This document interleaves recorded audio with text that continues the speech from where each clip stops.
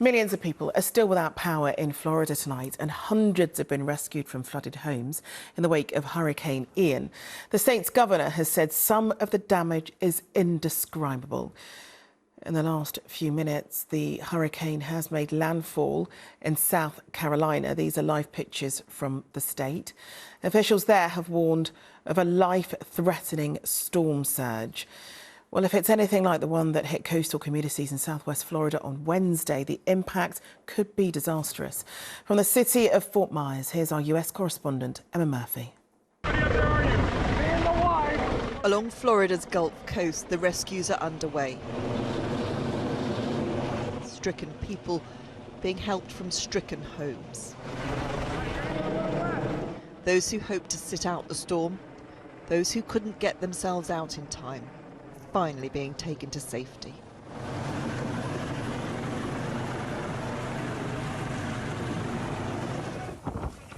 The devastation here is immense, and slowly help is coming. Backing! The Siesta Bay Resort at Fort Myers Beach sells itself as the perfect place to enjoy retirement. This hurricane put paid to that. The rain coming here so high, never had it like that. We've been got a lot of hurricanes. Never had anything like this. In his wrecked home, we met 94-year-old Robert Kittrell. They stood in the water. They were up to about here in the water, and if it had just kept coming on, they would have drowned. But I got blood all over me. His legs bear the scars, cut as he slipped on the wet floor. Well, it just kept coming in. You didn't hardly have time to think. It just come in, and when it got right on her feet, I thought, well, I don't mind dying, but I didn't think I would drown. The Lord helped us. Charlene McBroom lost her husband and her son earlier this year. Now she's lost her home. I'm a strong person, but I'm about to lose it. I mean, everything I have is in this house, and the only thing I can save is some of my clothes. That's it. Everything else is gone. I saved one picture. Everything else in the house is destroyed. So we just got what we could. The Avila family fared slightly better, but better is still only a car full of belongings. It's emotional. It's amazing the power of that storm. Everyone here speaks of the force of the storm. Nobody understands the power of a hurricane until you actually see the results of it. I mean, it picked things up that weighed 200, 300, 400 pounds, threw them around in a circle. My shed, I had a shed over on the side there that weighed probably 200 pounds. It picked it up, dumped some of its stuff there, and wound up on my neighbors in his backyard, empty.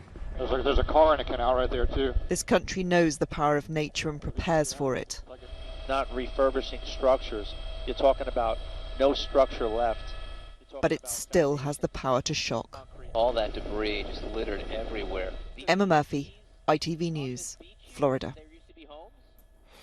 Well, Emma is still in Florida tonight, and a few moments ago she sent this update.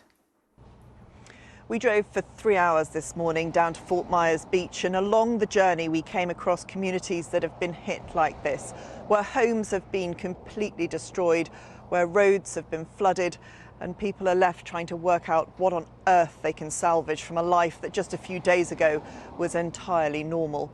Now, one of the main issues that we've picked up while speaking to people is that there is a feeling that they need more help, and they need that help quickly.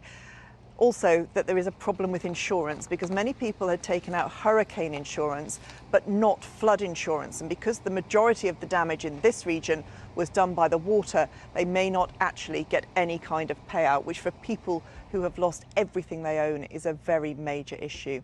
Now, in terms of the death toll, we were warned that it will rise significantly. At this point, there are no fixed figures, because there is still an awful lot of work to do going through properties like this, trying to find out if anybody is trapped. At the moment, we're looking at figures in the tens, but of course that warning still stands that that figure could rise dramatically.